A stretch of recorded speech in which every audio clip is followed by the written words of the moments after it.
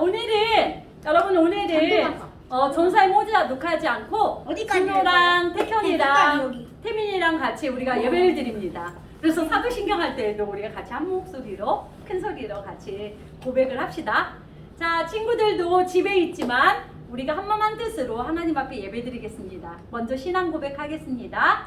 시작! 전능하사 천지를 만드신 하나님 아버지를 내가 믿사오며 그의 아들 우리 주 예수 그리스도를 믿사오니 이는 성령으로 인도하사 동정녀 마리아에게 나시고 본디오 빌라도에게 고난을 받으사 십자가에 못 박혀 죽으시고 장사한 지 사흘 만에 죽은 자 가운데서 다시 살아나시며 하늘에 오르사 전능하신 하나님 우편에 앉아 계시다가 저주로서 산 자와 죽은 자를 심판하러 오시리라. 성령을 믿사오며 거룩한 공예와 성도가 서로 교통하는 것과 죄를 사하여 주시는 것과 몸이 다시 사는 것과 영원히 사는 것을 믿사옵나이다. 아멘.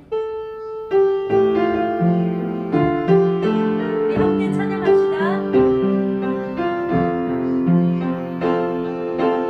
나는 하나님을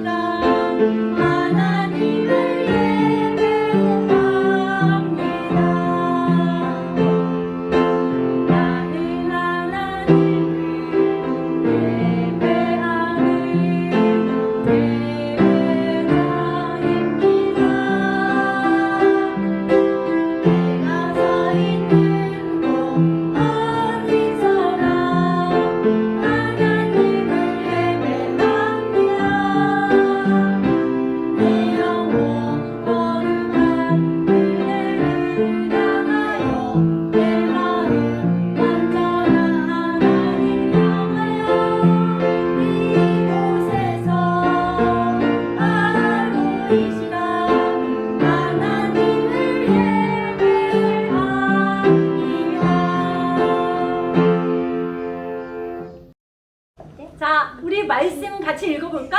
태현이랑 준호랑 태민이 같이 큰 소리로 우리가 오늘은 바울이 회개하고 세례를 받았어요 라는 말씀이거든. 근데 사도행전 9장 1절에서 25절 말씀까지인데 1절에서 3절 말씀까지만 같이 읽어보자. 큰 소리로 시작! 사울은 여전히 주님의 제자들을 죽이겠다는 생각으로 그들을 위협하고 있었습니다. 그는 대제사장에게 가서 다마스커스의 여러 회당에 보내는 편지를 써달라고 했습니다. 남자든 여자든 그 둘을 따르는 사람이 있으면 닥치는 대로 붙잡아서 예루살렘으로 끌고 오려는 것이 그의 생각이었습니다. 사울이 길을 떠나 다마스커스 가까이에 이르렀을 때였습니다. 갑자기 하늘로부터 밝은 빛이 사울을 둘러 비쳤습니다. 아멘. 여러분, 사람들은 예수님을 어떻게 알아갈까요? 만약에 동건이가 지금 몰라요. 그러면 동건이는 어떻게 예수님을 알 수 있을까요? 지금 예수님을 잘 알고 있는 전사님이 동건이에게 이야기해주면 동건이 알 수 있겠죠. 그리고 만약에 또 태현이가 몰라요. 그러면 또 동건이가 태현이에게 전하면 되겠죠. 이렇게 하나님의 말씀을 사람을 통해서 몰랐던 사람에게 전해주고 그 사람이 회개하고 그리고 예수님께로 돌아올 수 있도록 해주셨어요. 누구를 통해서 하나요? 바로 사람들을 통해서. 예수님의 제자들을 통해서 시작되었던 일들이 점점 더 많은 사람들에게 전해져 가고 있어요. 오늘은 특별히 사울이라는 사람, 바울이라는 청년에 대해서 우리가 함께 나눌 거예요. 성경 이야기를 듣고 돌아와서 이야기할게요.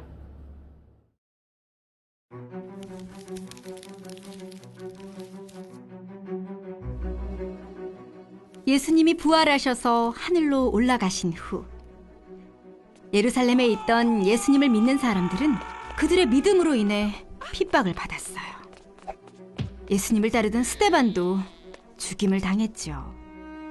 스데반이 죽을 때 사울이라는 사람이 그 자리에 있었어요. 사울은 교회를 없애려고 했어요. 그는 성도들을 일일이 잡아다 감옥에 가두었어요.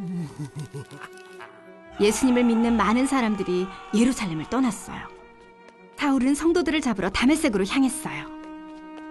그런데 가는 도중에 갑자기 하늘에서 밝은 빛이 그를 비추었어요. 사울은 땅에 엎드려졌어요.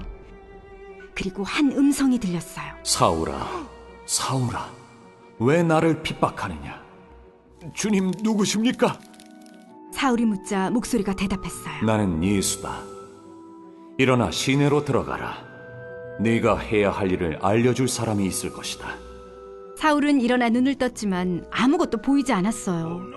사울과 함께 여행하던 사람들이 그를 다메섹으로 데리고 갔어요. 다메섹에는 아나니아라는 예수님의 제자가 살고 있었어요. 주님은 아나니아에게 환상을 통해 사울이 머물고 있는 집을 찾아가라고 말씀하셨어요. 아나니아는 사울이 예루살렘에 있는 많은 그리스도인을 해치고 잡아간 것을 알고 있었어요. 주님이 말씀하셨어요. 가거라. 이 사람은 이방 사람들과 왕들과 이스라엘 사람들 앞에서 내 이름을 전하기 위해 선택되었다. 아나니아는 순종했어요. 사울을 찾아가 예수님이 그를 도와주라고 보내셨다고 말했어요. 아나니아가 사울에게 손을 얹고 기도하자 사울은 다시 보게 되었어요. 사울은 일어나 세례를 받았어요. 그 후 며칠 동안 사울은 다메섹에서 성도들과 함께 지냈어요.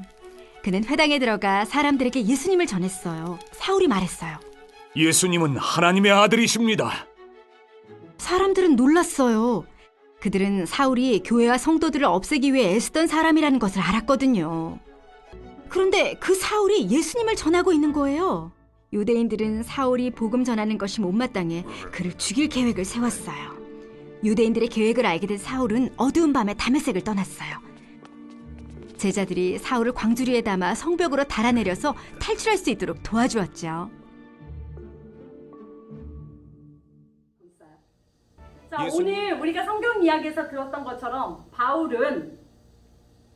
사도 바울은 태어날 때 다소라는 곳에서 태어났는데 유대인이에요. 그 사울의 이름은 우리가 바울이라고 많이 듣지만 태어날 때 이름은 사울이었어요. 유대식 이름은 사울이고 그 다음에 태어나면서부터 로마 시민권을 갖고 있어서 로마식 이름으로는 바울, 우리가 더 친숙한 이름이죠. 바울이라는 이름을 갖고 있어요. 사울하고 바울은 같은 인물이에요.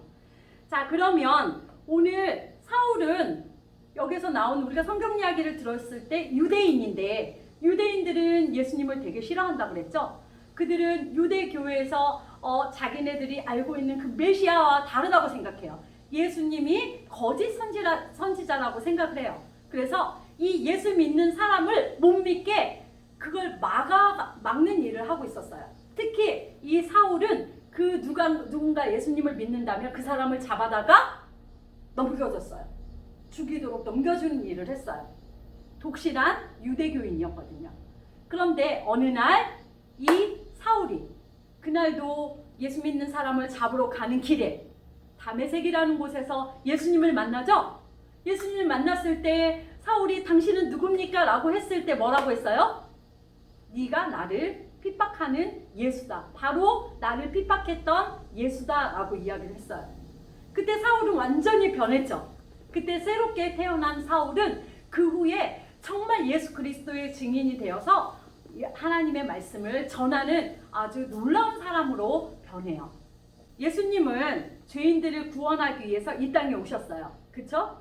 그리고 예수님은 사울에게 나타나셔서도 그를 완전하게 바꿔주셨어요. 그의 삶을 완전히 바꿔주셨어요. 사울은 그리스도를 핍박했지만 예수님을 만난 후에는 복음을 전하는 사람으로 변했어요. 우리는 물론 예수님을 핍박하진 않았지만 우리가 예수님을 알고 있는 것만으로는 안 돼요. 이걸 어떻게 해야 될까요? 전해야 되겠죠. 태민이가 준호나 그 다음에 동건이나 그 다음에 태현이에게 우리 교회에 와 예수님을 믿어 라고 하는 건 다 이유가 있죠. 그냥 단순히 놀기 위해서 그래요? 아니죠. 그 친구들이 정말 내가 좋아하는 친구들이 예수님을 알았으면 좋겠다는 마음 때문인 거죠.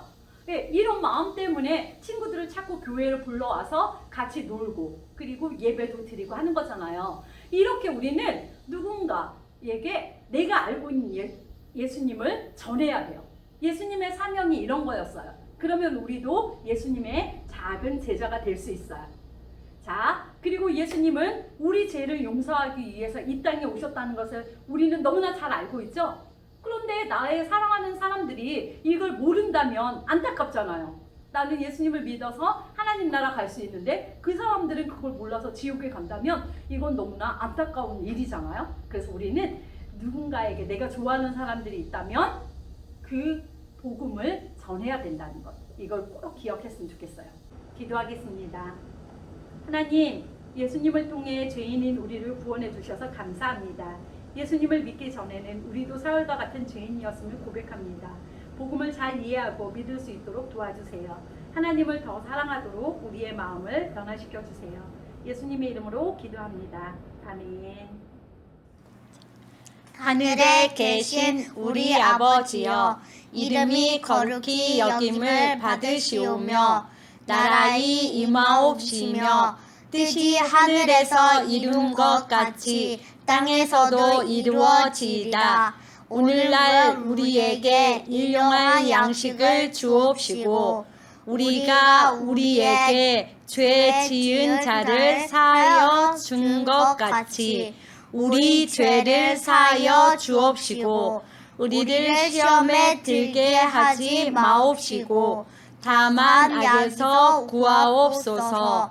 대개 나라와 권세와 영광이 아버지께 영원히 있사옵나이다.